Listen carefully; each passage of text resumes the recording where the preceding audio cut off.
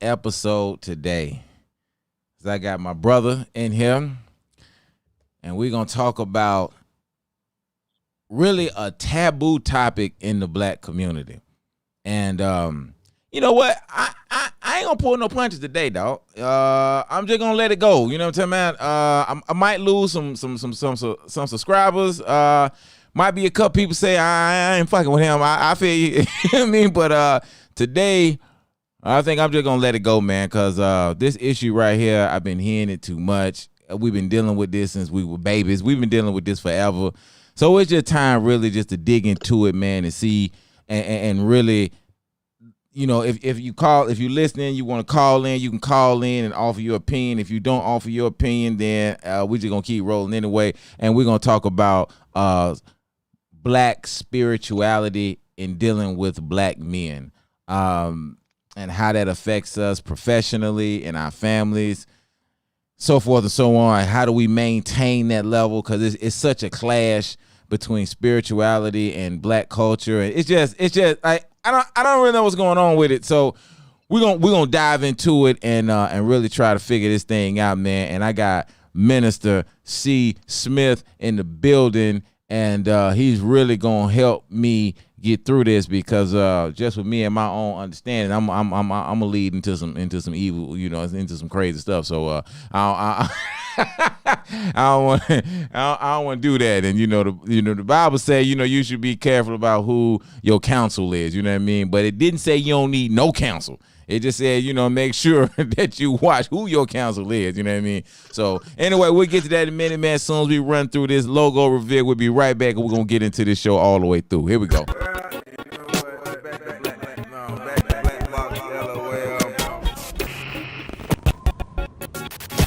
You keep your head on straight. You can be one of the best crack addicts. What's up, pimp? All right, chillin'. How you feeling, baby? All right. Good. See you right there. Okay, well, let's go. Jane say, why you gotta bring ass to get ass, boy? You're fucking. No, shit, bro. Hey, going on about no heart, man. We gangsta around here all the time, man. Don't be that, you know, don't be trying to sensitize my shit. No, nigga, we stay here. You see it. You see it. Now, go ahead on, man. Look.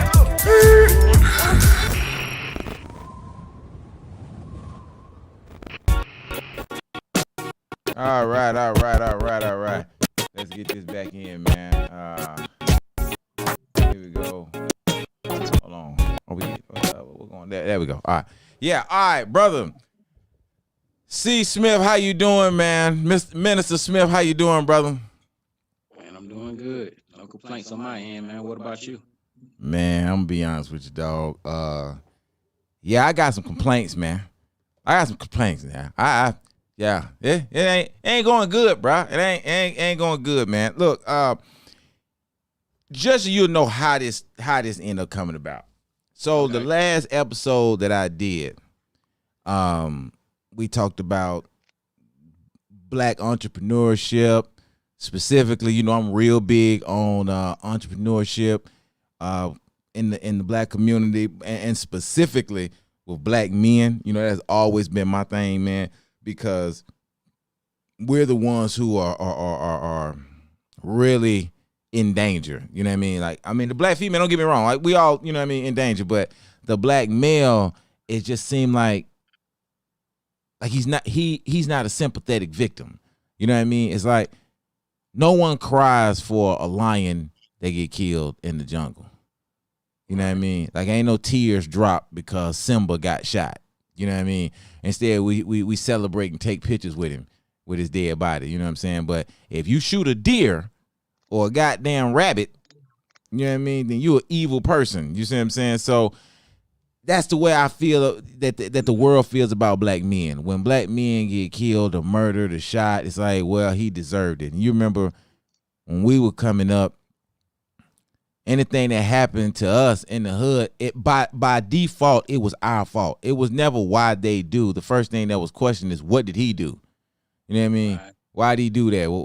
What was he into? He was probably stealing. He was probably selling dope. He was probably whatever.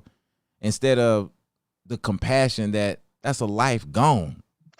You know what I mean? Ain't no coming back from that. But black men don't seem to get that same compassion. So anyway, in the last one, we talked about entrepreneurship and stuff like that. And one of my dudes out of LA hit me up and he was like, "Hey man, I enjoyed it, but what about spirituality?" You know what I mean? We don't talk about spirituality specifically as it pertains to black men. And we're comfortable talking about everything else. Well, not everything, but most things we're comfortable about talking about, but we're definitely not comfortable about talking about spirituality. Even, and I'm gonna take it, and I'm gonna give you a chance to talk, brother. But I say, I had a lot of shit on my mind. You know what I mean? So even when it come to what, like, we don't even want to say Jesus or God or Muhammad or Buddha. Like, we don't want to say no deity whatsoever. So we just say spirituality. Right. I'm a spiritual person. I don't subscribe to no religion, and I ain't with this or that because that's used to divide people and not, you know what I mean? It's like, come on, man, with all the shit you done heard, you know what I mean? So instead we say, well, I'm just spiritual. But how could you be spiritual in something that you don't know what you spiritual to? Like, you got to be spiritual to something, don't you? That's true. So it's just what I'm going through right now is I don't understand why we can't sit down and have a conversation about it. I get the anger that comes from it. You know what I mean? Because like D.L. Hughley say, we was given God by the same people, or we was given Jesus by the same people that enslaved us. You feel me? I don't know that we was worshiping Jesus in Africa. You know what I'm saying? I don't know where Jesus came from 100%. You know what I mean? But based on studies, it seems like Jesus was introduced to us during slavery. So they gave you Jesus and told you that Jesus was for you and this is what you got to do and this, that, and the other. There's even a scripture, I think it's in Matthew, where they used the Bible as a tool to justify slavery. Like, you were supposed to be a slave. You know what I mean? So I understand that as spirituality pertains, or how can I say, spirituality in the black community is a bit convoluted, because what do you believe in? Who do you believe in? Why do you believe in? You know what I mean? So I can understand why we just say spiritual and that's it, just because I believe in something. I don't know what the hell I believe in, but it's something. You know what I mean? I don't know, brother. Help me out, man. I gotta get something to drink. Man, now, because I'm a Bible reader and I'm a follower of Christ. Absolutely. Of course, I don't agree with Jesus being introduced in slavery. Mm-hmm. I think that's the kind of like get out of jail free card for a lot of people. Right. And of course, it's so many layers to it. But I say this: when we look at who wrote our books back in the day. Mm-hmm. Especially from that statement that's saying the same person who gave us Jesus was the one who enslaved us. I mean, if that's the case, then what did we have? If that's true, that means we didn't have anything. Mm-hmm. You feel what I'm saying? So if we didn't have anything, then if something is written and passed down to us, it had to be by them people who enslaved us. If that is true, and if that's the case, everything that was written it was written by the same people who enslaved us. Right. So why is that isolated to the point where it's not real, or people don't want to follow it? But we go to school, read books that's written by the same people, and they tell us what history is, they tell us what knowledge is and facts is, mm-hmm. and we accept that. Like, we sign up to go to college, we sign up to go to school, we have to. You see what I'm saying? Mm-hmm. And we'll follow everything and believe everything that they wrote, if that is true. Right. But when it comes to that, the Bible, that's the white man thing. So I don't want to believe in it. But man, you gotta be a reader of the word. And you gotta understand the concept of gossip. You know what I'm saying? Mm-hmm. When you understand the concept of gossip, then you understand the Bible too, because the Bible has gospels, which is basically derived from gossip. That means a story that somebody passed down, whether it's revised or refrained or whatever the case may be. But when you look at the four gospels in the Bible, they all telling the basics of the same story, the foundation of the same story, but it's from different people's perspective. Just like me and you can be at the same place, same time, see the same thing, but when you tell your wife the story, you're gonna tell it different than when I tell my wife. Right. And that don't mean you lying, right, or I'm lying. It just means that's what you perceived or what you looked at was understood differently than for you than it was for me. But we still talking about the same thing. And I think so many times people like they'll look at the difference in your story and my story and say, oh, it ain't true then. You feel what I'm saying? And that's that kind of like why a lot of people go away from Christ. You know what I'm saying? Because you got so many people who really misrepresent the gospel, if I might say that. You know, they don't do things how the Bible say, right? Because you mixing prerequisites in order to be a true believer, but you mixing that with what I want to do. You see what I'm saying? Right. And you can't necessarily do that. Like everybody want to be innovative, everybody want to have their own way, but you can't do things your own way outside of the way that's required and then say, oh, that way ain't right. You ain't do it the way it is required. You see what I'm saying? I'd rather people just say they spiritual or they this and that outside of saying they followers of Christ, because most of them ain't doing it the right way. Right. You know what I'm saying? And I know it's a struggle. Everything it can be a struggle, but at least try to do it the right way before you try to just denounce or renounce who Jesus is. You feel what I'm saying? And this spirituality thing, everybody, most people understand that we deal with spirits. I hope folks understand that. You know what I'm saying? And I think a lot of people don't really truly understand the depths of it. And so they just accept spirituality.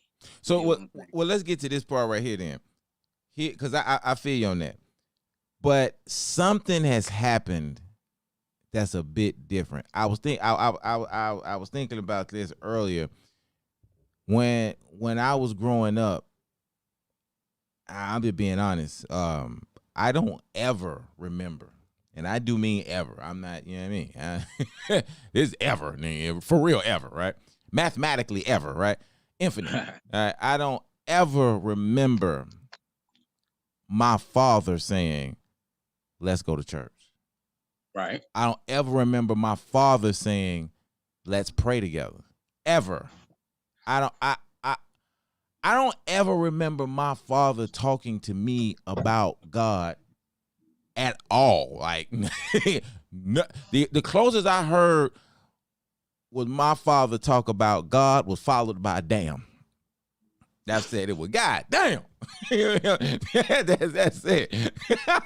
That's it, dog. That's it. That's the only thing I ever heard my father say. Now, I'm not saying that my father is a bad man. By no means am I saying that, because who am I to judge? You know what I mean? Like all our fathers have done different things that we don't understand, don't feel. We all got issues. Everybody all black men gonna have to sit down and talk to a psychiatrist about the treatment of their daddies in their relationship, some kind of goddamn way.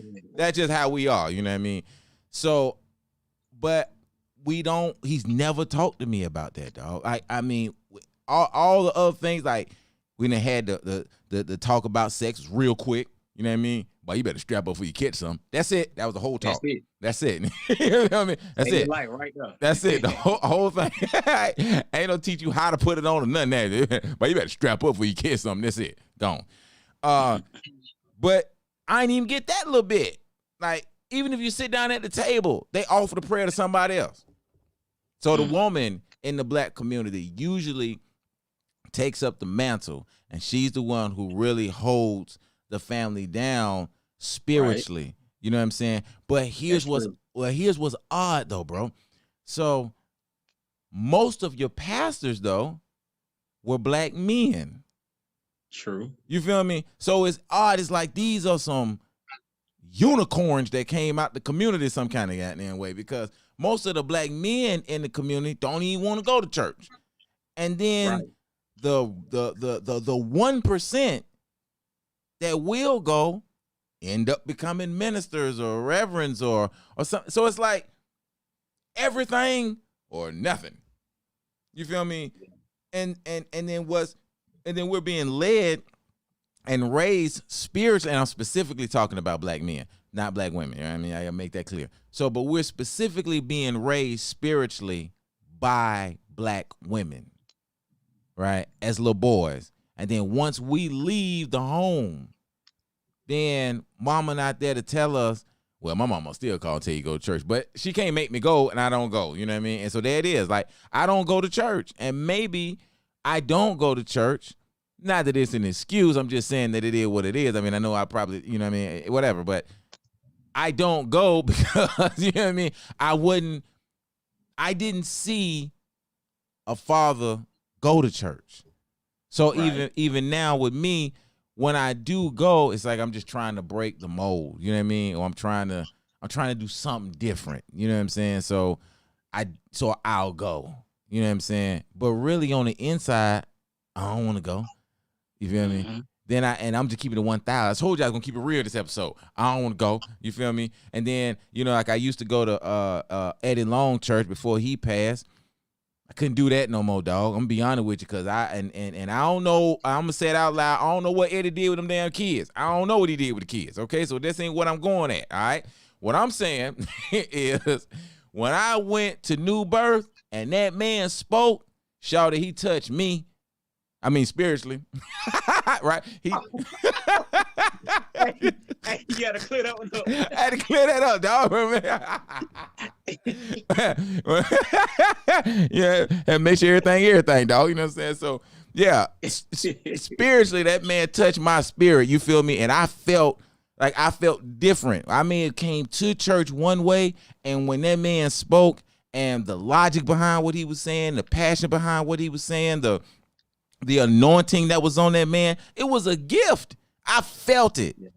Now, what messed everything up, though, was the parking lot. Because when you're trying to get out of New Birth, it's over with. It's why I caught the Holy Ghost at church and lost him in the parking lot. You feel me? So, but you know what I'm saying? But I would go to church for that. You know what I mean? And then I stopped. And then I don't go, you know what I'm saying? And but you know, I have other friends who are of other ethnicities. And the father leads the family when it comes to church. The spirituality, the father leads. You know what I'm saying? But we don't have that in our community. And I think that's something that needs to be addressed. Why don't we embrace it? Because okay, and then one more thing, I'm gonna let you speak. Because I had this epiphany too. We definitely got it, right? Because every nigga that go to prison come out religious. Yeah. So we got it. You feel me? Everybody they come out Muslim, you know what I mean? They come out and they understand God. They you know what I mean? It's like KRS said one time is black men will go to prison as kids and come out as men. You know what I mean? But why do we have to go through that in order to gain that level of spirituality? Is that a slave mentality? There's so many questions. See, I can't help it. Bro, come on, help me out, dog. Man, I'm gonna tell you something. I can relate to that going to prison and coming out spiritual. Cause man, before my encounter in 2000, I just went stunned God. You feel what I'm saying? Grew up in church and everything. Like my mom went to church. My whole family went to the same church. And I know the preacher that was anointed. You know what I'm saying? And not because I felt it, but because I seen when he preached, what it did to other people. Right. You know what I'm saying? Like I seen the church rocking. Like it was a holiness, pretty much mega church. And it'd be packed wall to wall. You know what I'm saying? Coming from all around town just to hear this man preach. Apostle JT, God bless his soul. But you know, my focus went on that. You know, and I just went just because I was required to go. You know what I'm Right. saying? I was still young up under my mama household, you know what I'm saying? And yeah, when she go to church, I ain't finna sit home. Right. You know what I mean? So, but it's crazy because I got the same testimony dealing with I'm gonna clear mine up before I say this. Okay. The time I went to New Birth for the first visit, Right. you know, when he spoke, Right. I never felt, you know, I never felt that a person speak of God to that point that it actually had me feeling something. Right. Right. Right. You know what I'm saying? And because of that, you know, that stuck with me as far as preacher wise. You know, and now of course I was a little older, so I don't want to, you know, discredit my home church as far as the apostle there, because I knew he could preach. I was at a different mindset then than I was, you know what I'm saying, when I went to Ed Long Church. Mm-hmm. And when I met him, 'cause I used to work there like 2002. Dude, cool, humble, and he the first person I ever met. Well, when you walk past him, man, you feel a presence. Right. You feel what I'm saying? Right. Right. And those were nothing but seeds that were being planted, you know what I'm saying, for where I'm at now. I didn't understand what none of that meant back then, but eventually, and that was before the, you know what I'm saying, me just sitting down and then actually finding out who God was myself. All those seeds that were planted inside of me actually is what made me, in the back of my mind, have a interest in saying, I want to know who you really are, who God is. Some people just don't have that desire. You feel what I'm saying? And I don't knock them because I've been there. I'd be a fool to be like, oh, you done for, you know, I was the same way. You know what I'm saying? But you know, when you caught up, you caught up. You know how you from the streets. When you in the streets, right, you don't understand getting some money and messing with some female. That's right. You feel what I'm saying? And you know, just to put out there, folk, you know, I am a minister, man, but I'm the unorthodox type minister. I keep it 100. You know what I'm saying? I ain't with all that.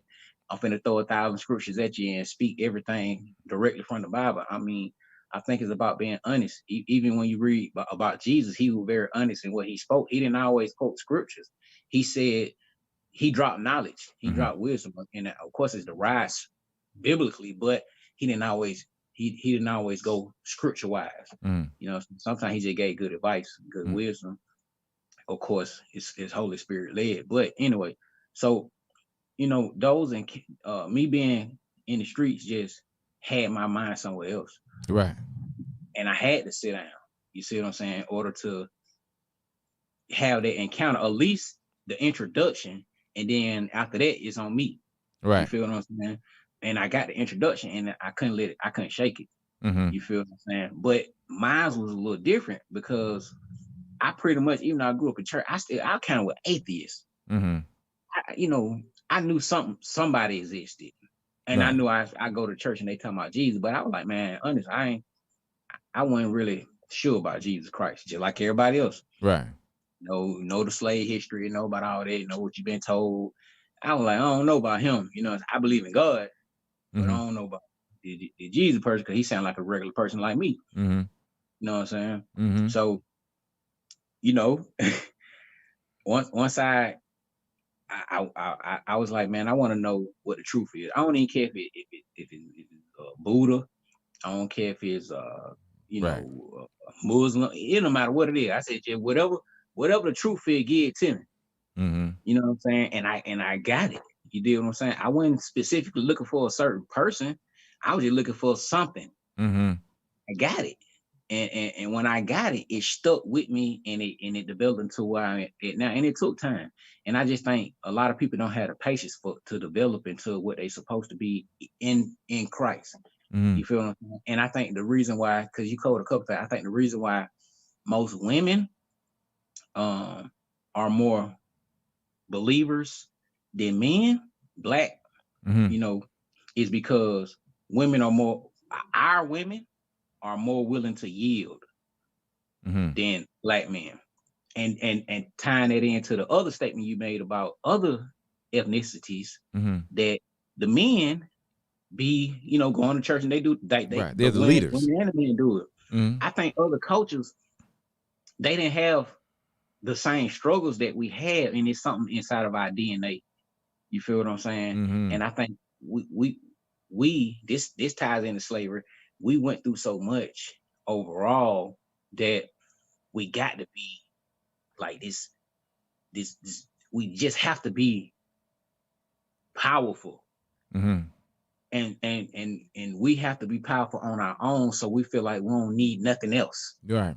Because You know what I'm nothing else saying? came for us. Don't get me started on that, but I got Yeah, you feel what I'm saying? But see, nothing else came for us. This the thing, right? History started before slavery. Absolutely. And so many people who don't know nothing about Jesus Christ, who get an introduction to Jesus Christ, only hear about Christ at slavery. And nobody likes slavery. Nobody gets excited about slavery. So when you hear the one who you trying to believe in or thinking about believing in is tied into slavery, you automatically just throw everything away because you don't want to be a slave no more anyway. Mm-hmm. You feel what I'm saying? But the truth of the matter is, now Jesus in the body, and I don't want to go too deep on that, but Jesus, as far as walking in the flesh on this earth, was not before slavery. Mm-hmm. God, Yahweh, the Most High God, was before slavery. And Mm-hmm. it's two different realms. It's this realm that we in, you know, you a person, I'm a person, and then you got the spiritual side of things, like spirits, like real life demons, angels, things like that. That's real. A lot of people don't want to believe that, but it's real. So all of that existed before slavery. And even in the book of Deuteronomy, when you read about what God say he'll do, as far as if you do the right thing, serve him correctly, he'll bless you. And if you don't serve him correctly, he'll curse you, right? Both curses mentioned in the Bible, I think it's Deuteronomy 28:66, I believe. Don't quote me now. But it mentioned that if you don't follow God, because we were dealing with God directly back then, if you don't follow God, as he tell you to follow him, you will become slaves.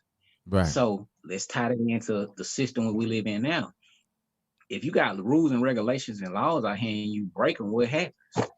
You go to prison. Right. And it depends on what kind of violation you committed, determines how long you stay in prison or jail. You feel what I'm saying? That's what, to me, would give you an understanding of how the slave thing works biblically, because God got rules. He got regulations. And like most of us, we bucked the system. I mean, I know you can agree to that. We bucked the system. Like, man, I ain't finna, the speed limit 45, I ain't finna do that. Yeah, not even close to it. So I'm finna do 65. Right. And hope I don't get caught. Yeah, absolutely. Now, whether you get caught or not, you still violated, but it don't really count until the police officer pull you over, write the ticket. It's the same way when you serve Jesus, right? It's a lot of laws out here that we break, whether intentionally or unintentionally. And guess what? The difference between biblical laws and worldly laws is Jesus see everything. God see everything. Police officers just got to be at the right place at the right time to catch you. So we so used to, think about this now, we so used to doing what we want to do and ain't nobody catch us because we ain't had no police pull up behind us, that we think we can get away with whatever. But it don't work like that when it comes to spirituality, because the spiritual realm has no blockage. It has no limitation. Our vision is limited in the world, but it's unlimited when it comes to spiritual matters. You see what I'm saying? So we get consequent, we get punished differently based upon spiritual violations than we would with worldly violations. I'm gonna tell you something. Yeah, that kind of puts me in the mindset of, and I'm glad you said that, because what you just caused me to do is have a revelation that maybe, and I'm just throwing it out there, hypothesizing, maybe because I do, let me say this, I do firmly believe that what we endured during slavery, specifically for the North American Negro, I'm not talking about Africans and just the North American Negro, right? Right. When it comes to the North American Negro, our experience with slavery was so horrific that institution is in our DNA. Yes, sir. You know what I mean? Whether you want to call it epigenetics or whatever, you know what I mean? It's in us. And so I feel like there's always this divisiveness within us, you know what I mean? And like you said, we always trying to buck the system. But that's because, to me, we still in that slave mentality where we feel like the system is watching over us. Like Maya Angelou talks about the white man that's on your shoulder. You know, you always got that hypothetical white man that's judging what you're doing and, you know, what you should or shouldn't be doing. So if you get away with something, you feel like you won one over. It's like that. It's like an inner slave in you that's still trying to buck the system almost, instead of embracing that you're not a slave and you embrace it for real, that you're really not a slave. So since you're not a slave, then for lack of a better term, the white person's opinion of you is not the pinnacle of opinions. You see what I'm saying? So for us, I believe that we worship what subconsciously, this is not a conscious thing, subconsciously, we're really worshiping white approval. You feel me? And so you can't get to God because your limit is Brad. You feel me? And that's really where you stop at. As long as Brad ain't mad at you, you good. You ain't even considering God, because your God is Brad. Your Jesus is Brad Pitt.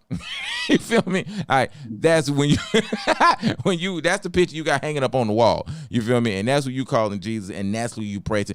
And again, that happened because that was given to you to say, this is your Savior, this is your Messiah. And so now it took us a long time before we could finally take that down. And now you go in the picture and we done took shit too far, because now you got the Jesus that looked like he was part of the Isley Brothers. He got the afro and he be leaning like this, and you know what I mean? It's we take things way too far. You know what I mean? Whereas really the riches is right in the middle, in a middle ground. You know what I mean? And I think and the reason I'm so animate about this is because I believe that this is key to improving the community. You know what I mean? Yeah. We can't build our community if we don't have some sort of spiritual or some sort of unified spiritual context in which we all operate under. Whether you believe in Buddha or Jesus or Muhammad or whoever you believe in, it doesn't matter. There's a certain spiritual kinship that this community shares, and the men in that community, in my opinion, by default has to lead it, only because as human beings, our job is to survive.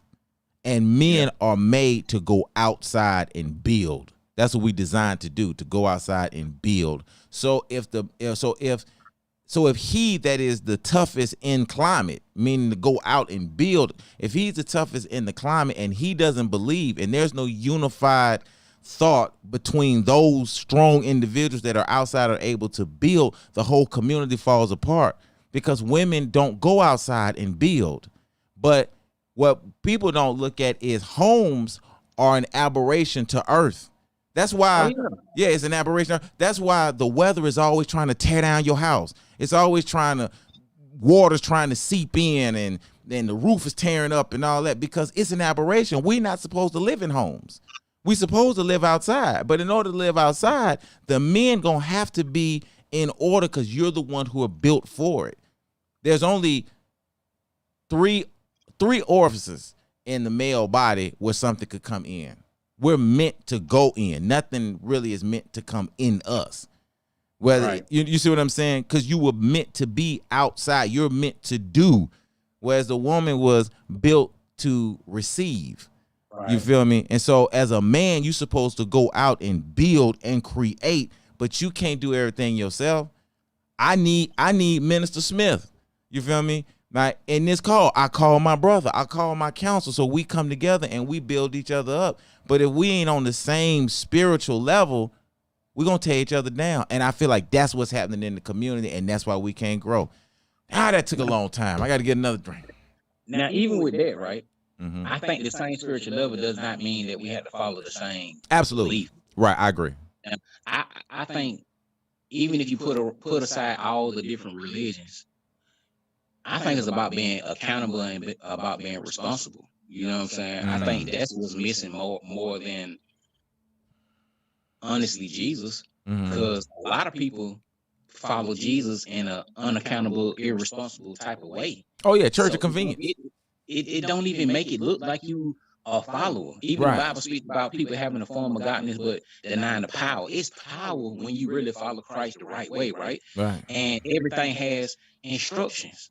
So if I don't follow those instructions, I'm not going to receive the fullness. Just like if I was struggling to try to log into this Zoom, right? Well, do you hear the maintenance people outside?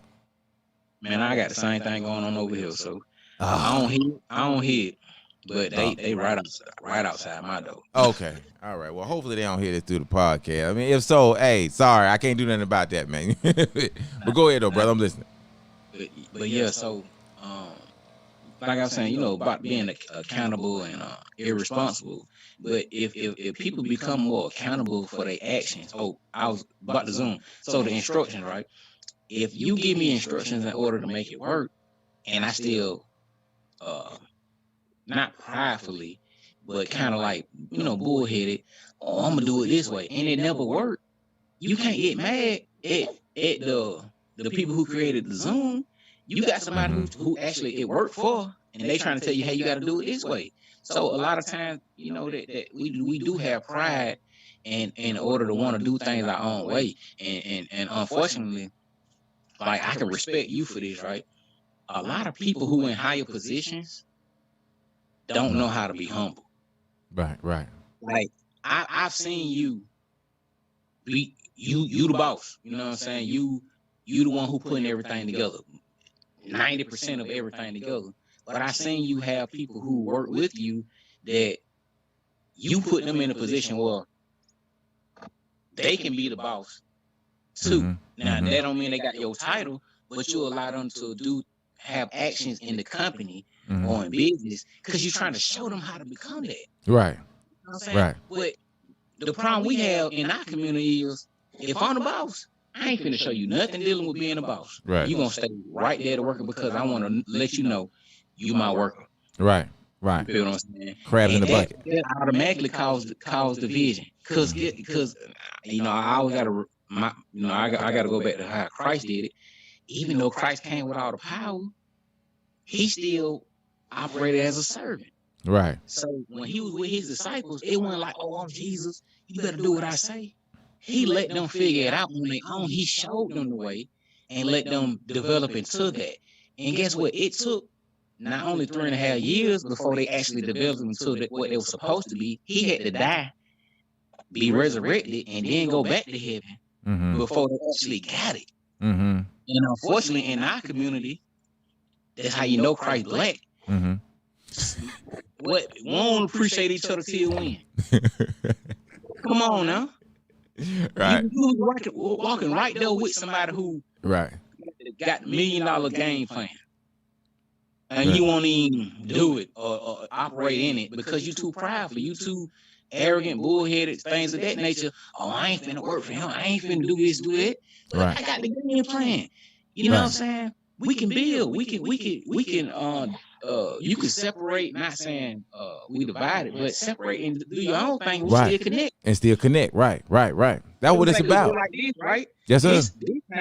This came 2016. I think 2016, 2015. I don't been knowing you way longer than that. Yeah. You feel what I'm saying? But sometimes God will put people in your position to activate stuff. And even if I can be honest, even the deeper level spiritual things in my life got activated from you because of how you function and operated spiritually. So as a Christian, that ain't supposed to be my pastor, my church, whoever I'm connected to that had the same faith as me is supposed to be used by God to do that. But God don't always use people who got the same belief. He use anybody he wants to. Yeah. Absolutely. You know what I'm saying? To get what need to be done. And I just think when everybody humble themselves, get out of this arrogant, I got to be the man. And most of these folk that be claiming that man, they so far from it. They so far from it, man. Yeah. And that's what's holding us back. You got to let that go. Because get what? Bosses don't get told to do nothing. The arrogant bosses. So how you gonna receive some information or some knowledge if you think you the boss and got it all together, but you really struggling? And then it's pride because you gonna kick it like you really not struggling, but behind closed doors you are. We don't want to tell the truth. You feel what I'm saying? We don't want to keep it. Our version of keeping it real really is fake. It's fake, right?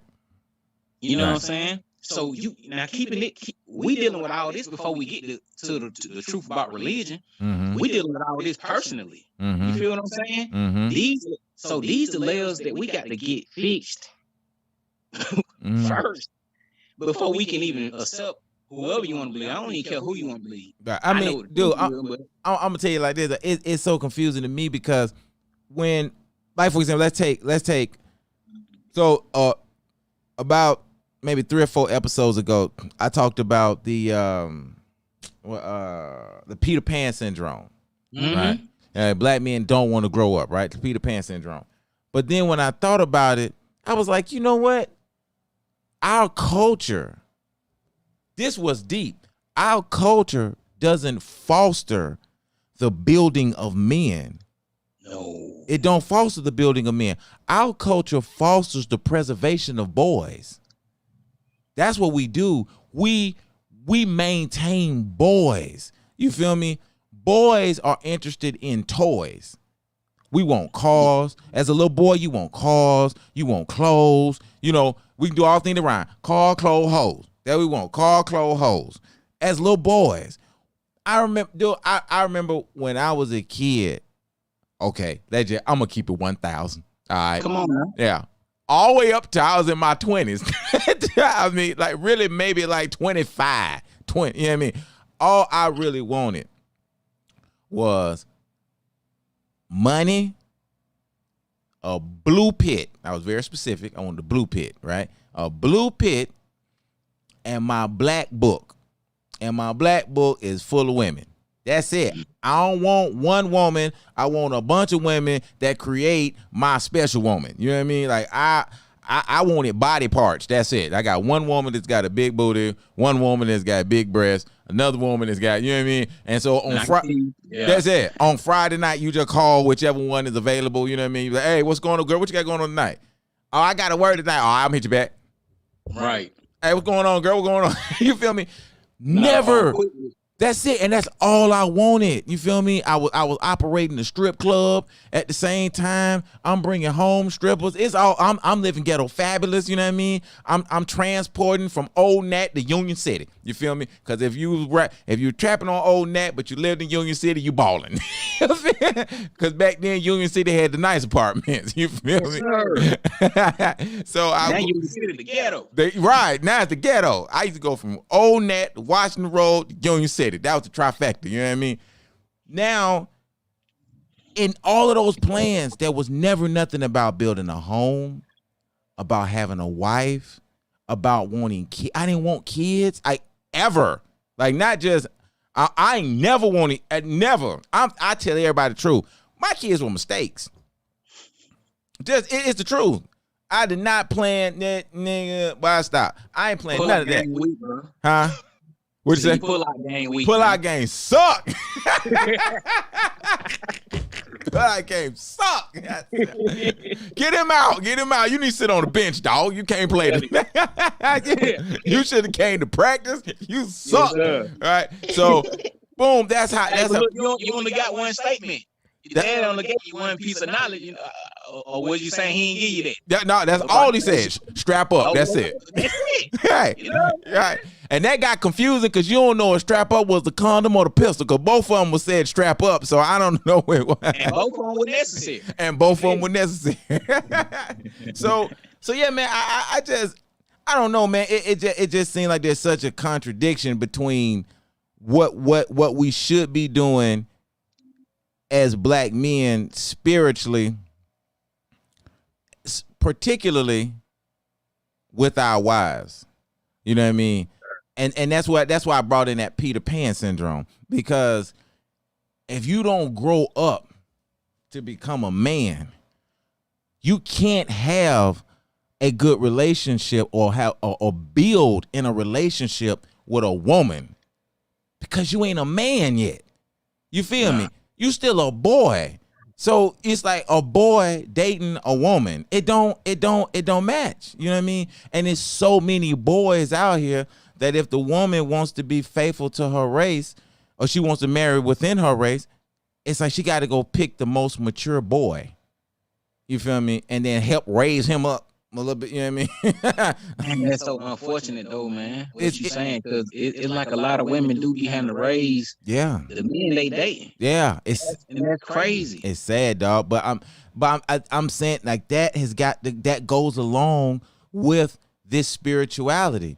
Because even like you say, if you really are standing on God's word, God in the Bible, it said, you know what I mean, you catch me up now. But in the Bible, it says when a boy becomes a man, he puts away childish things, right? That's 1 Corinthians 13. There we go. So I'm saying, even God is telling you, you got to grow up. So you done went before God, exchanged the vows, and then still won't grow up. And then you wonder why you're having problems in your relationship. Well, marriage ain't gonna make nobody grow up, though. Never. If you was already immature and a little boy before marriage, you ain't doing nothing but just setting yourself up for failure. But see, I'm gonna tell you though, that's how a lot of people end up getting married though. Because a man, this is what I'm saying, a man would say no. No, I ain't getting married. A man would say, no, I ain't getting, because what I would give myself the credit on, this the little credit I do give myself, is I knew, I ain't ready for marriage. Nah, I'm good. Nope, I can't. No, I knew I can't handle. I ain't mature enough. I'm still trying to be out in the club. You feel me? In my mind, I still got Snoop Dogg playing in the back of my head. You know what I mean? Yeah. It ain't no fun and the homies can't have none. Like, that's still my mantra. You feel me? I ain't ready to get married, but I'm man enough to say no. I'm not getting married. Right. A lot of men ain't man enough to say no. She wants to get married and you just get pressured into. I ain't never understood how you get pressured into marriage.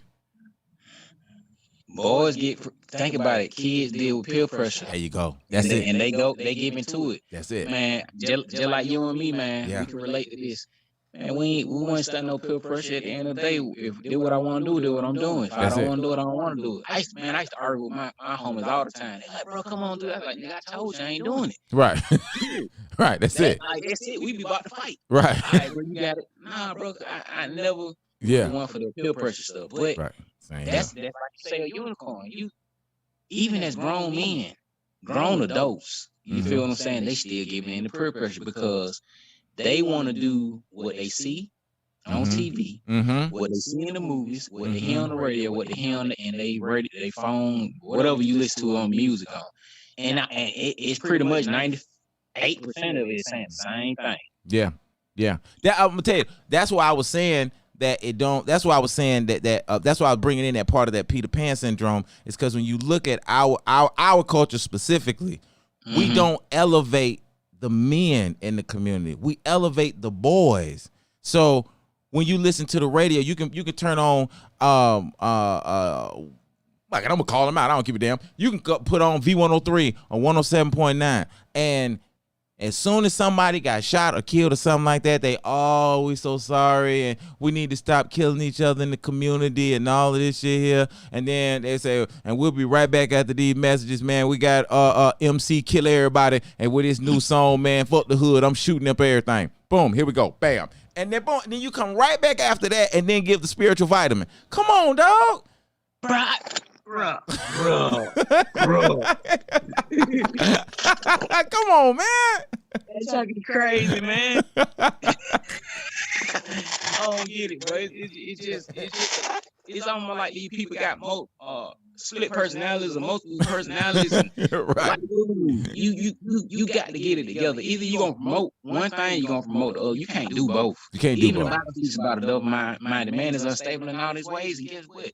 Everything we follow is speaking about being double-minded. Yeah. You That's can't it. have a double mind in order to succeed in life, period, before you even meet who you gonna be following spiritually. Right. You can't have a double mind.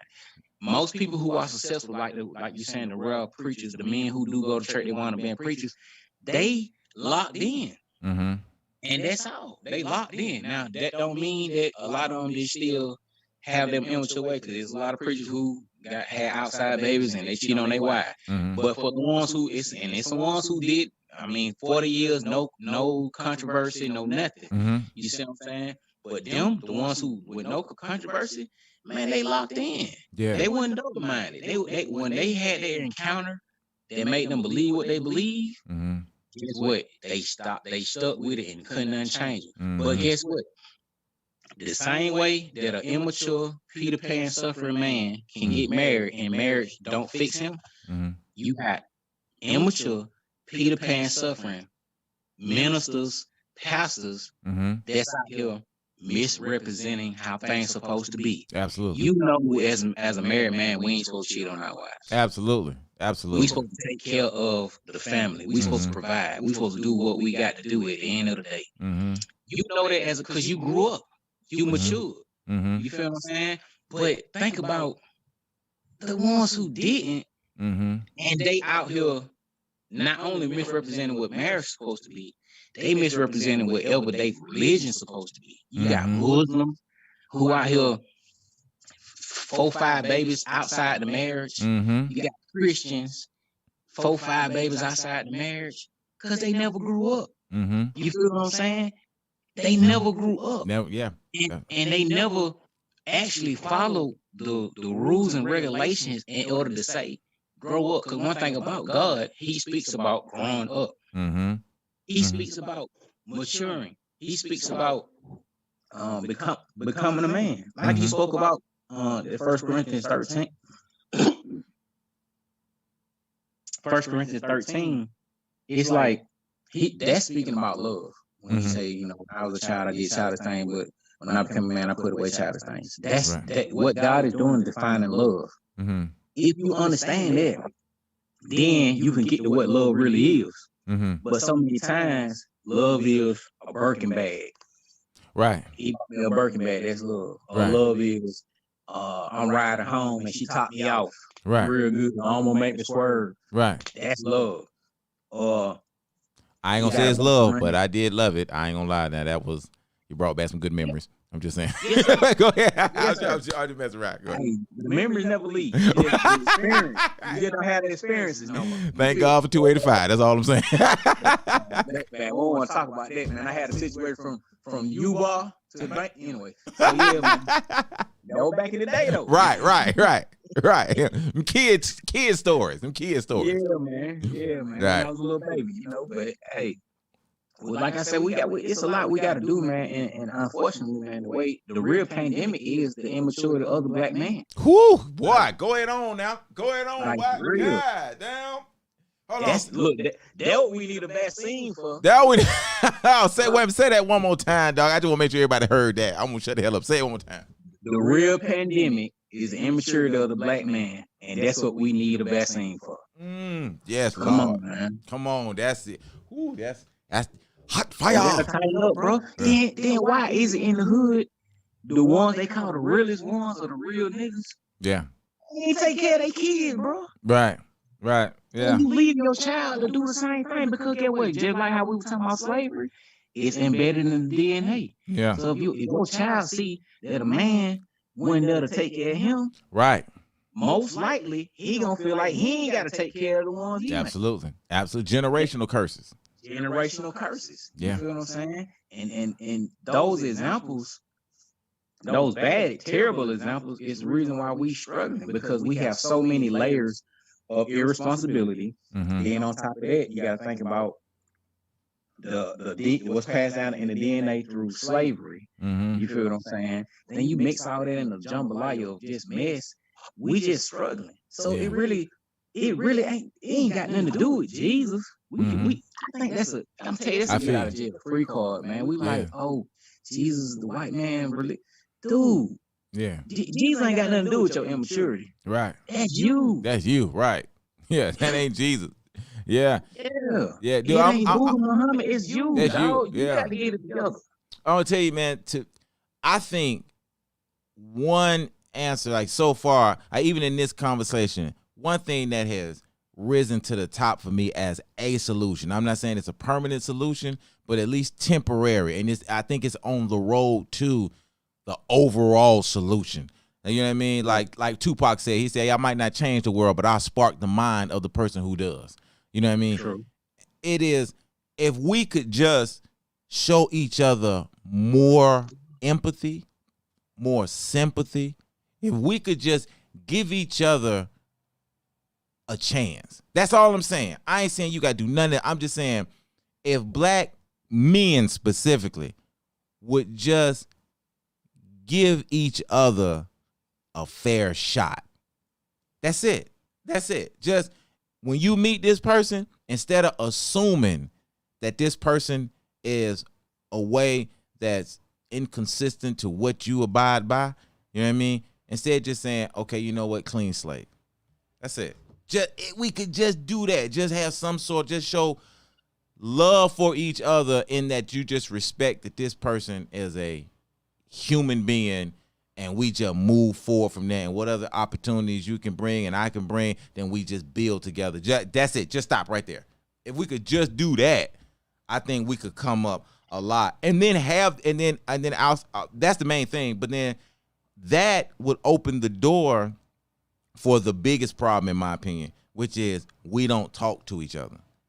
You know what I mean? But we'll never talk to each other if we can't empathize and sympathize with each other. I ain't gonna even lie to you. When I get upset myself and I'm coming at a black man, the first thing come out my mouth is fuck that nigga. I'm just being honest. That's the first thing that come out my mouth. Man, fuck that nigga. Damn, dog. You know what I mean? You don't need, why it's gotta be that? You see what I'm saying? Soon as we got to look at how powerful words are. As soon as you, because I'm gonna go back to something else too, right? As soon as you say, fuck that, fill in the blank, that means it's over. There's no room to be able to rescind that. You feel me? Because you burned the whole bridge. So when you say fuck that nigga, it's over.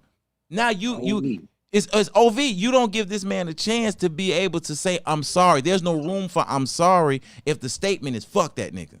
It's conclusive. You feel me? And then when we all say, well, I ain't gonna say we all, but I definitely say it, fuck that nigga. You feel me? And then boom, it's over. Ain't nothing he can say to me, nothing I can say to him. It's all over. Then on the flip side, and that part is also the hood turning against me, because the only reason I stand so strong on fuck that nigga is because when I say something, I mean it. Good or bad. If I said it, I meant every syllable of it. You feel me? Mm-hmm. So when I said fuck that nigga, that meant forever. You feel me? Like, he ain't never. I got somebody right now. I ain't spoke to him. I swear to God. See, and I guess I can't say that. Would you see? Anyway, I got somebody that I hadn't talked to him, and this dude was like my brother. I hadn't talked to him in at least 12 years, dog.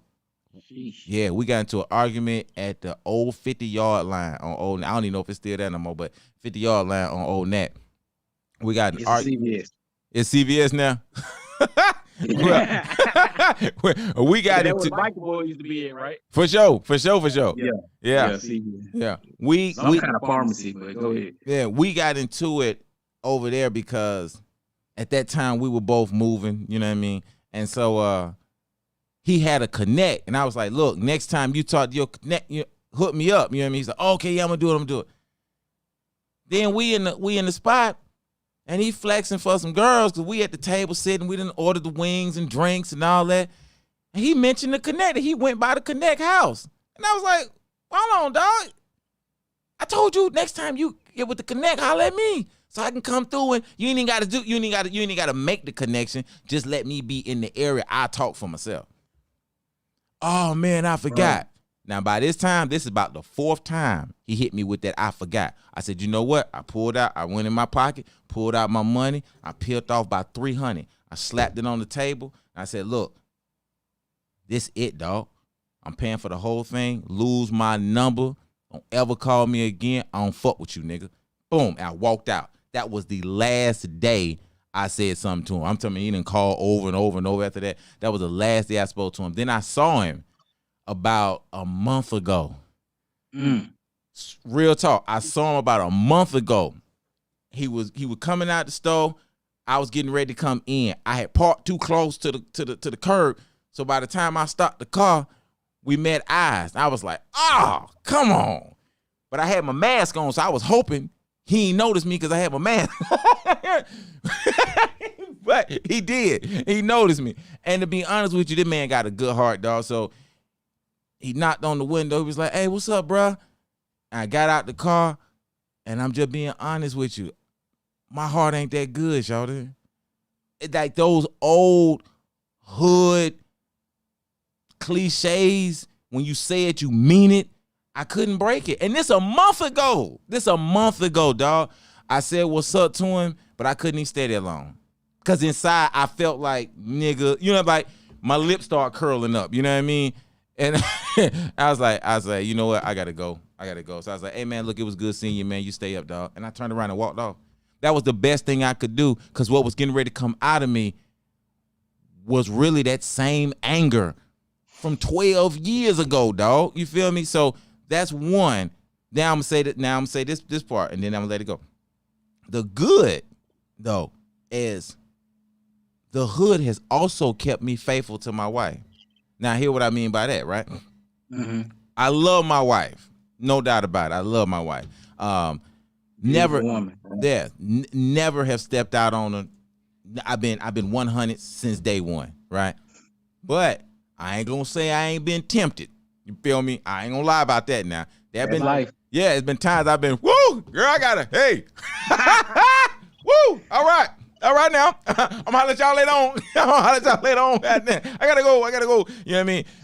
I've had that, you feel me? But what kept me in line though was those hood principles that if you got with a woman and that woman being 100 with you, you got to be 100 with her. If you ain't being 100 with her and she 100 with you, you's a flawed nigga. You's a flawed nigga. And if you can look at yourself knowing you's a flawed nigga, you's a piece of shit. You feel me? Yeah. And I can't look at myself and say, Earth, you a piece of shit. I can't do that. So even if I wanted to slip, the energy inside of me won't let me slip. And I still be like, nah, I still gotta go. I gotta go. Cause I gotta keep it. I can't come home, look at her knowing I just had some top off. I can't do that. And that's again, that's a hood thing too. You know what I mean? But that's at my weakest moments, the hood me steps in and keeps me faithful. You know what I mean?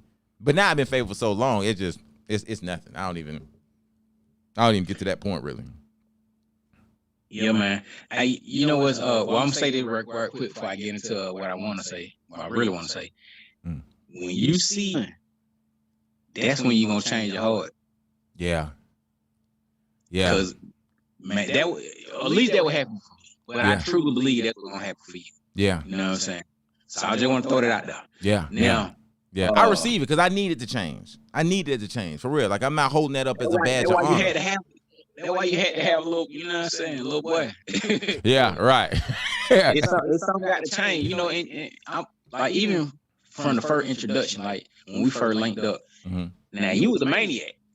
Mm-hmm. Had to be honest with you, but I can relate to maniacs because I used to be on that too. Right. You feel me? Right. And because we had such relative or similar backgrounds, that's the reason why the maniac side was like suppressed. Right. You know what I'm saying? We late. Like, right. Okay, you like a you know, younger version of me or whatever came in like 40 years older than me. But you know, we just little bro. Right. Bro. Right. You know what I'm saying? And that's what, because I had came out of it, not fully, because you know I still was right times. Right. But to see the maturity level and the progress from how I used to be, that's what calms you down a lot. Right. We used to be at the Quick Trip. Right. Right. And get what? We be talking. I'm talking about talking some money. Right. Then somebody walk past, looking crazy. You like, man, hold on. Right. I'm like, oh, Right. Click up, nigga. What's happening? Like, he pulling out the strap quick. Right. Like, no, we can't do that. You feel what I'm saying? Right. But what's crazy, even I was more mature on the, getting free from the psycho part, but I went more mature than you on getting free from being this little slut bucket. Right. You feel what I'm saying? Right. I was a single man, Right. I was doing my thing. Making But things I move. really feel like the introduction to me even getting married was God showing me how you supposed to be married as a man, not as a married Christian man, just as generally. a man. Right. You see what I'm saying? Because I hear you. Like, we'll be having a conversation, bro. I remember it like yesterday, because it really helped me. You be like, man, I never step out on my wife. Like, I don't care how bad the chick is. If it's ever close to a temptation, I'm gone. Right. Skis. That's it. Skis. I'm out. Most men too prideful and arrogant to do that. Yeah, true story. Which is why they always cheat on their wife. Because they like, man, that she bad don't mean I'm gonna give in. Bro, stop. You gonna give in, bro. Leave. Right. Lead, dog. Right. You taught me that. You feel what I'm saying? Yeah. And just how you handle your business. I'm like, okay, this is something that I want to do one day. And what's so crazy? The next brother that I linked up with, actually, the leader of my church, the pastor husband, linked me up with him, right? And what's so crazy? Y'all pretty much two peas in the pod, right? He got his own business, black man, take care of his kids, humble guy from the streets. You know what I'm saying? But when I tell you, man, to see his, like, just him as a husband, he a Christian, of course, him as a husband, how he treated his wife, no matter what, I was like, okay. So God gave me two different examples to show me how you're supposed to be. And get what? I had to realize if I want to get married, I got to cut some things out. Yeah. Absolutely. And I did. And when I did, get what? I'm telling you, it's so crazy, this whole conversation, because everything's tying in together, right? I was on some Peter Pan stuff when I first met my wife, right? I had to get free from some old situations that I wouldn't deliver from. And when some things happened between me and her that reminded me of it, I automatically, you know what I'm saying, got ghosts. Of course, I still stayed there because we had a kid, but I kind of like got separate myself from her. Right. And because that's what I'm used to doing. Bro, for females show me something, any sign of something I don't like, I'm cutting off ASAP. Right. But I can't cut her all the way out because we got a kid together. And I ain't want to be like my daddy, because I said I'd never be like him. Got children and ain't taking care of. You know what I'm saying? So I had to fight the me that made a promise and the old me that's saying, forget this promise. That was the worst war I ever went into in my life. And I don't even know if I ever told you, 2013, man, I had went through a crazy depression. It was just crazy because it was just so much going on spiritually with me. You know what I'm saying? But, once I got past all that and I completely separated from her, I got tired of the old me. Right. I got tired of being Peter Pan and being immature with how I handle situations and not being able to talk. I could have been married, had more kids and everything with her if we would just had one discussion. But because we didn't have that discussion, I came up with my own conclusion. Right. And I ran off that. Right. And that's the problem. In the hood, we come up, so we'll think somebody got a problem with us when they really don't. Right. But that's just how we feel. And instead of us just being, I don't know, I guess we feel weak because we the one who got to go, hey, bro, I think you got a problem with me. That don't mean you less of a man. But don't come in the way where you're going to strike him that had to defend himself like, oh, nigga, what's up? You got a problem with me? Nah, in a mature way. Hey, did what I'm feeling. Why I felt that way. And he could be like, oh, brother, nah, I ain't even mean it that way. I ain't say it that way. I ain't look it that way. And y'all can squash it. Yeah. But man, so much pride. Right. You know what I'm saying? But I want to make a point. I had to, in order for me to get free from the Peter Pan version of me, in order to be prepared and mature enough to marry me. Everybody ain't got to do this. But what I had to do was I had to make peace with my daddy, because I was living a generational curse. Yeah.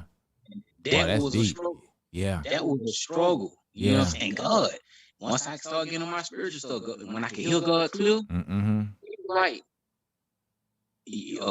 I love your faithfulness. I love how you fast, how you pray, read the word.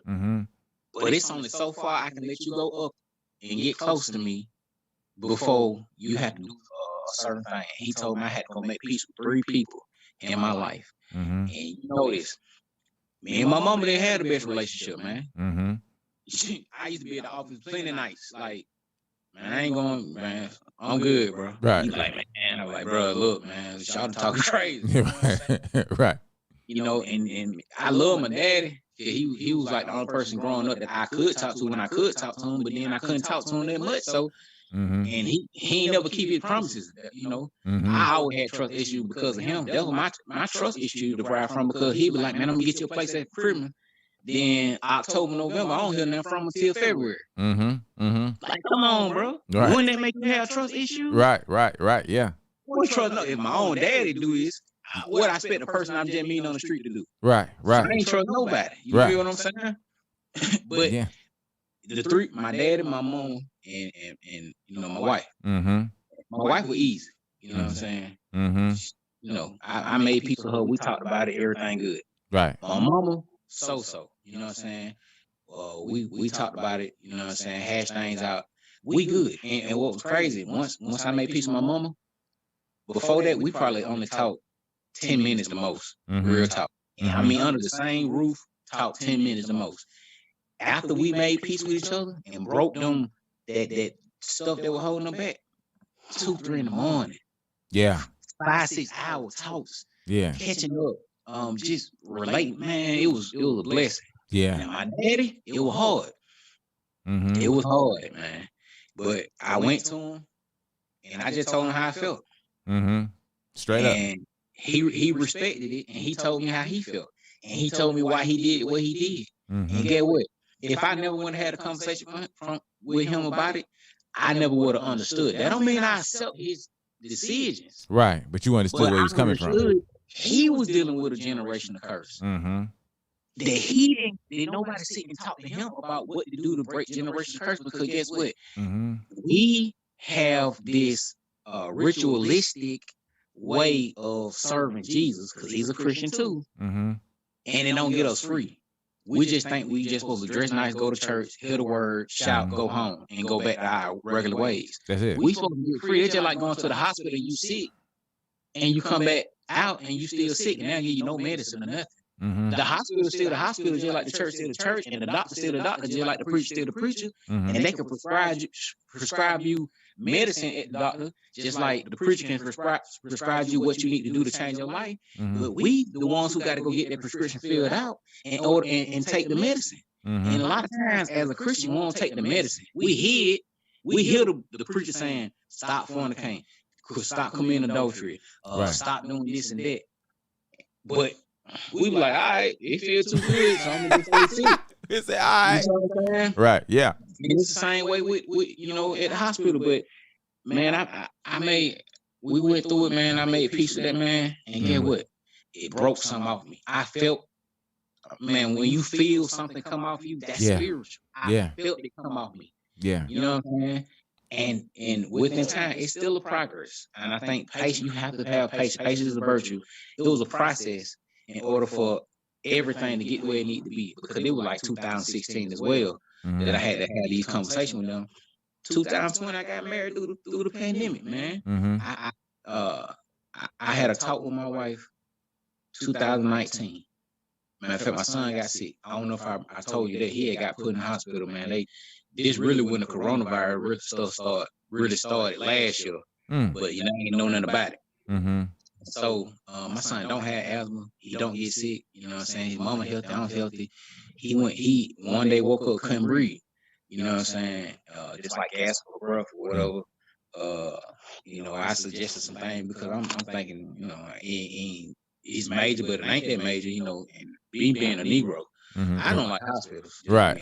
So I try to figure out a solution on my own, and it helped a little bit. But then throughout the night, he couldn't. It still was a struggle. So didn't take him to school, took him to the hospital. You know what I'm saying? And that brought. She had to stay out of work the whole week. You know what I'm saying? And while we at the hospital, it made us realize it's more important things than being stubborn, than our arrogance, than our being immature. Yeah. You feel what I'm saying? Yeah. And that was sparked us to reconnect. And I had to put away connections that wasn't helping me. Because it's people that was in my life, and you told me this, I ain't gonna say their name. Right. You know what I'm talking about? I know exactly what you're talking it's people who I was connected to that was technically a blessing because they was helping me with everything I wanted. But they really was a hindrance. And a lot of folks don't realize that about the folks they connected to. They'll be doing everything you need them to do, but they really hindering you the whole time. Right. And man, when I had to let all them hindrances go, man, it was an easy decision. That's why it didn't happen. It ain't take that long. We had already been through the mud and the struggle, so I don't need to date you 3-4 more years. Right. Let's go ahead and do this. Right. She was ready already. We got married. Right. But I had to go through that process, breaking things and growing up, and in order for me to be in a position where now I don't feel nothing for no outside woman. You feel what I'm saying? I'm good now. Surely, yeah, a good looking woman out here you might look, but man, I'm finna go holler at her. I'm finna go see what's happening. No. It's a look you can admire the beauty and keep going. That's it, dog. I'm gonna tell you there were two things. One of the things when I knew, I was like, oh yeah, you here now, dog, is when I was in the mall. I'll never forget this. I'm in the mall and I'm talking about bad. I'm good. It's bad when it sounds like it's gonna be an M first. It was like, bad. It feels like she was bad, dog. You feel me? And giving me all the right signals. Like we coming right at each other. She giving me all the right signals. Like I know all I got to do is just stop, and she finna stop. I ain't even got to do the West Side grab, dog. You put your hand out and grab her arm to see if she gonna keep going. Oh yeah. Yeah, I ain't even got to do that, dog. I already knew. I'm here, dog. You feel me? West Side niggas aggressive. Bro, aggressive, nigga. Hey, girl, come here. Hey, Shawty, where you going at? Yeah. No, I ain't got to do none of that. I knew coming up, I got her already, and she was bad. I just kept walking, Shawty. I looked at her. She looked at me. She gave me the smile, the whole 9. And I just kept right walking. And what really did it was and this the key, I didn't turn around. That's it. I didn't turn around because you know how we do. Soon as you go past. Yes, sir. You feel me? I didn't turn around. I just kept walking. You know what I mean? After when I knew, I said, oh, yeah, you here now. But see, I'm going to tell you this, and I need to say this out loud because I feel like I feel like for one, these kind of conversations need to happen more. Like it need to be more people out here talking, more men that's talking about stuff like this. You know what I mean? Right. And elevating a husband. Because I'm going to tell you something straight up. This is for all the men out there who ain't married and the ones who are married too, same time. If you, like the Bible say, a man who findeth a good woman findeth a good thing, right? Something like that. When you find a woman and that woman is a good woman, like you found a good woman and you get married, dog, that is the best life you can have. When you got a good woman and you married to her and you stand 100% in that marriage, you working with her, she working with you, y'all can feed off each other. She know when you hungry, you ain't even said nothing. She already know you hungry. You know when she hungry, you know when she come in the house and you say how you doing, and she say I'm good, and you can look at her and tell, no you ain't. Yeah. You ain't good. What's going on? What's wrong? Nothing, I'm fine. No, you're not. What's wrong? Stop lying. What's wrong with you, girl? Okay, so at work I was all right, bam. You see what I'm saying? When you to that point, marriage is the best thing ever. On the flip side, if you done got peer pressured into marriage, you didn't want to get married, and you done messed around and got married, that is the worst experience you can be in. When you in a bad marriage, ain't no escape. It's literally a prison. You know what I mean? You will find anything to do not to come home. And a lot of men that are in these kind of marriages are in it because of peer pressure. And the only reason you was pressured into marriage is because you weren't man enough to say no from the beginning. Right. You know what I mean? You was a boy and you still a boy. You know what I mean? So I just really wanted to put that out there, man, because what we don't do is we don't elevate the status of being a husband. Oh, yes, sir. You feel me? Like that should be a real status symbol. You know what I mean? Instead, our status symbol is how much money you got, how many hoes you got, stuff like that. Our status symbol is not a husband, a man who takes care of the family and stuff like that. Because here's the other side of that. Then I'm gonna let this go. I'll pass the baton.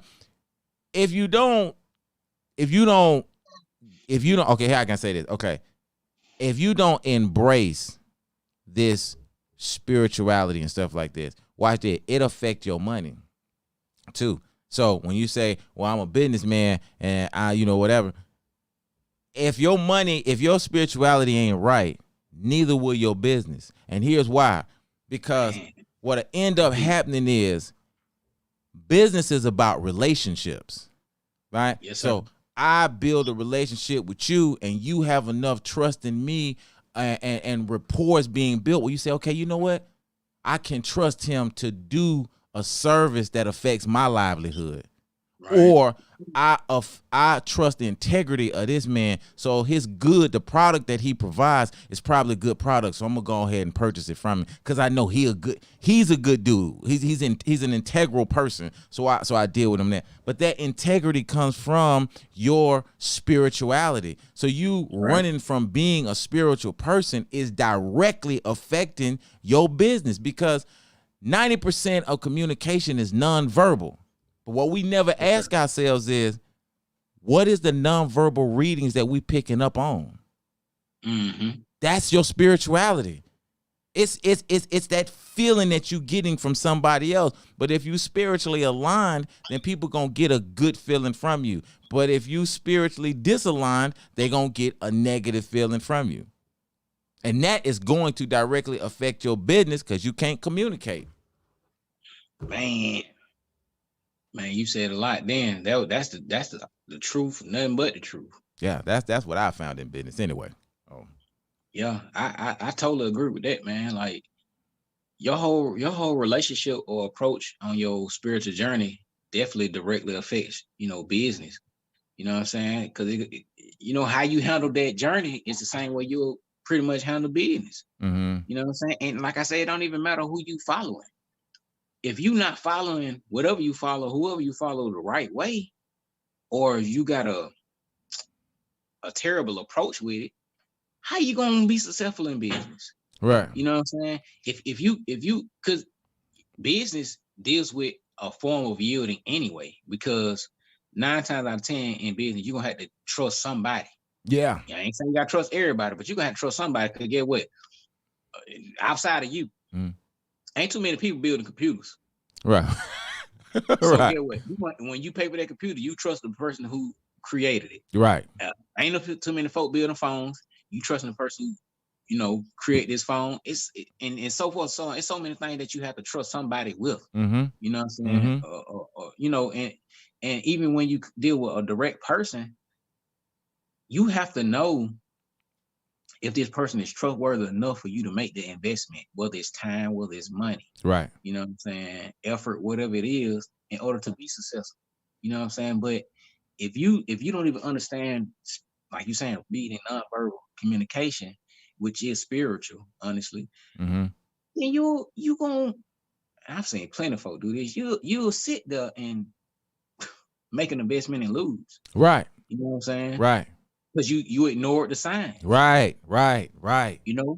But so many people now depend on the 10%, which is the verbal, and everybody sound the same. Mm-hmm. You could talk to people in business that know how to use the big words. And right. They know how to put they subject verb agreement is on point and things of that nature. Mm-hmm. And get what? You'll be like, oh, they know what they're talking about. Let me make this investment. And they played you. Yeah. But strong. And they dress the part and everything. Yeah. And you just get finessed. Mm-hmm. You know what I mean? But somebody who really being honest, who might not talk the way you think they're supposed to talk in the business, man, you overlook them.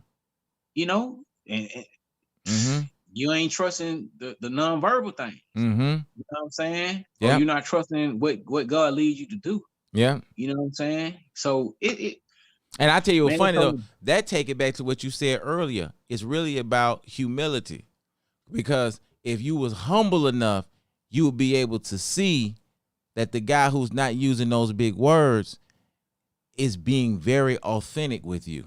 You know what I mean? Like, it being 100 with you. So if you're humble, then you could see it in him. But if you're not humble, then the fact that he or she is not using those, what you call industry terms, they're not using those terms, so you look down on them. You know what I mean? And so, okay, well, you look down on him, so he went on his way, and you over here with Joe Blow, who used all those terms, and he ended up taking you for a ride because you couldn't see it. You feel me? So, yeah, man. I don't know, man. My purpose for this broadcast, and I'm gonna go ahead and wrap it up. But my purpose for this broadcast was to provide something else out there, to provide another piece of content that is promoting black men to begin to see each other as humans and start to deal with each other as humans, to give each other that kind of opportunity to be able to show you what they're able to provide. Huh? No, go ahead. Oh yeah, and to show them basically empathy. You know what I mean? If anything else, something else to push empathy, because we got enough stuff out there that promotes tearing down the community. Every rapper is mad at this theoretical nigga who is fucking everybody's girl. It's always, soon as a rapper start, oh nigga, I fucked your bitch and I put the bitch on the way, and yeah nigga, and I'm fucking your sister too, nigga, and I'm gonna come hit you in the head with a gun, nigga. And now who is this nigga you talking to? You feel me? And every rapper is mad at the same nigga. You know what I mean? I don't know who this super nigga is, but all rappers is mad at this nigga. Whereas I look at it and I'm saying, well, who is he? Because if you was as gangster as you say you is, then why don't you do like Pac did? Pac called people names out. Right. Yeah. Mob D blowed you out. This time grown folks talking, nigga, close your mouth. Pity me, I take this war shit deeply. You feel me? But he was calling people names out. Y'all ain't calling nobody names out. It's just these theoretical niggas that everybody mad at. You know what I mean? So when to me, when you start doing that, I just turn it off. I don't even want to hear this shit, nigga, because you lying. You ain't mad at nobody. This just something you just say just to, dude. I ain't gonna even put him on blast like that. But there is a rapper out right now. Well, he was out. I'm talking about he was stupid gangster. On his album, before the first song go off, he done killed at least 40 people. You know what I mean? Like, he done killed 40 people, and he done sold at least 3,000 metric tons of cocaine all across. You know what I mean? He one of them. Like, he done sold everybody. He done killed everybody. You know what I mean? This nigga's harder than pavement. You feel me? Dog, I just seen a podcast with him on it. Boy, this nigga sound like he got a degree from Cornell. I'm like, is that the same person? That is the exact same person. Dude, I'm going to tell you something. And I say this to all the men out there, especially the young ones. Entertainment is exactly that. It's entertainment. It's fake. Drug kingpins don't rap. They don't rap. Rappers that's out shooting people ain't gangster. That's stupid. If you done already made it and you out here shooting people, nigga, that's just dumb. that ain't nothing gangster about being stupid. You feel me? So anyway, man, you got any last? I greatly appreciate you taking the time out to come speak to us on Black Boss, man, and being a pillar of the community, man, and really being an example for other people to follow and emulate, because you got Operation Defrost, but then at the same time you maintain a swag where you could drop a mixtape if you wanted to. You feel me? Like you, you feel me? You easy to talk to because you be like, yo, he's like me. I feel him. You know what I mean? And so, but you grown, and you're not putting on no airs. And I think that's something that a lot of us don't have the courage to do is to be you unabashedly. You know what I mean? Like 100%, I am who I am. Either like it, love it, or like my homie say, fuck with it or fuck off. You know what I mean? That's it. You know what I mean? And you're like that, bro. So, hey, any closing? Tell the people about how they can get in contact with you, about Operation Defrost, because y'all doing some great things in the community. Tell them all this stuff here, man, before they kick me out. Right. Oh man, I got Operation Defrost on Instagram. You want to follow me? Operation Defrost on Facebook. You want to follow me? Got a PayPal link, but I ain't stand that right now. You'll see everything on IG or Facebook. It's just all about giving back to the community, man. I've been doing, before Operation Defrost, I've been doing community stuff about 12 years. It's just what God put in my heart to do.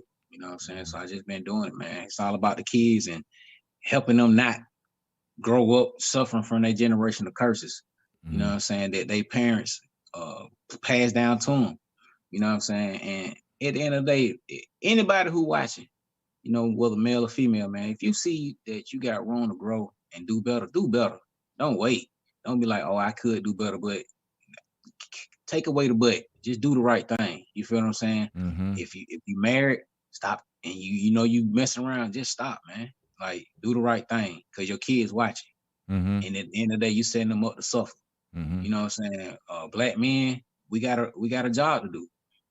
And we got to do better at that job. You know what I'm saying? It ain't up for the black women to take care of everything.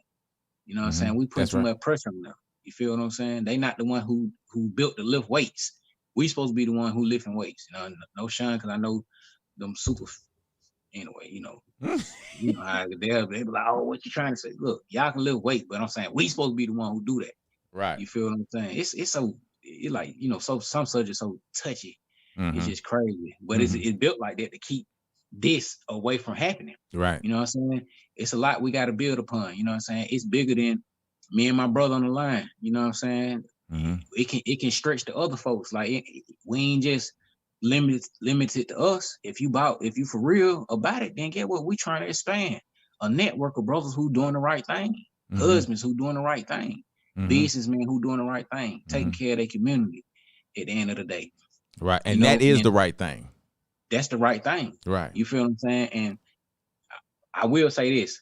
Jesus, if you only stuck at the slavery for Jesus, then you already lost. Right. It started way before that. It's the Old Testament, which is pre-slavery, and they went to slavery twice, let me say that. And then you got the New Testament, which was when Jesus walked, man. But at the end of the day, put everything to the side and just say, hey, man, whatever the truth is, I want to know what it is. What I'm saying? Don't make an excuse not to do the right thing or find out what's really real, because it's true out here. Okay. That's another subject, but I can get on so many encounters I've had through Jesus Christ to let me know that he's for real. You know what I'm saying? But if you don't believe that, that's fine. I ain't that Christian that'll bust your head because you don't believe in what I believe in. It's all good. We can still break bread. You know what I'm saying? But it's all about love. It's all about maturity. It's all about growing up. You know what I'm saying? It's all about putting away them old ways that's not successful for you. You know what I'm saying? And it's about, getting better, man. You see what's going on out here in the world. It's going to get worse unless we fix it. We got to fix it. We have to be accountable. We have to be responsible. We have to stop thinking that somebody else outside of us who ain't went through what we went through is going to fix it. It's on us at the end of the day. You know what I'm saying? We got to come together, put aside the pride. Don't worry about who the boss, who the lead, who the chief. Just as long as the work getting done, that's all that matter, man. That's right. Period. You know what I'm saying? That's it, man. I just pray everybody stay safe. I pray that everybody, you know what I'm saying, stay blessed, you know what I'm saying, and learn to love, real love, godly love, agape love, man, for real. You know what I'm saying? That's it, man. Love your families.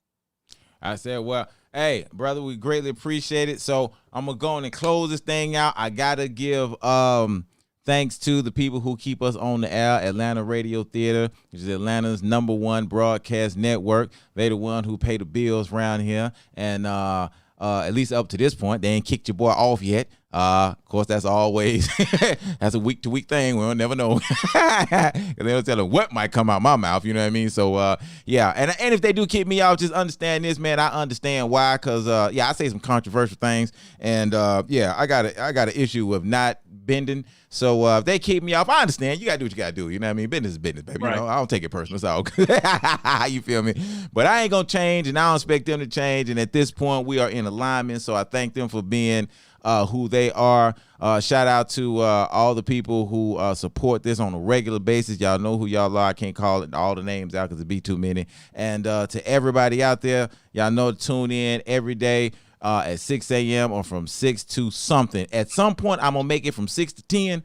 Right now, it's 6 to whatever I can try to do. I'm trying. You feel me? So it's 6 to something. You know what I mean? So if you log in around somewhere in there, you know what I mean? I tell you what, just hit the bell. If you hit the bell, then as soon as I come on, it'll notify you. You know that I'm on. Then click in, man. Don't forget the call-in number. We got the line 404. What is it? Yep. See, that's where they kick me out. 793-4651. I appreciate that. 44793-4651. Call in. You can talk to the guests live. Y'all can talk to me live. Probably don't want to talk to my ass, but you can talk to whoever I got on here. You know what I'm talking about? And we can keep this thing rolling, baby. You know what I'm talking about? Until then, please, everybody, male, female, black, white, Asian, Indian, unicorn, I don't give a shit what it is, man. Keep your third eye open. You know what I mean? Because it's a lot out here to fool you. Remember, most people use Democrats and Republicans as really euphemisms for black and white. You feel me? So be careful about that. You understand what I'm saying? Be able to read between the lines. And with that, man, we're gonna be out, man. Remember 3 a.m., man. Keep your third eye open, baby. We out of here.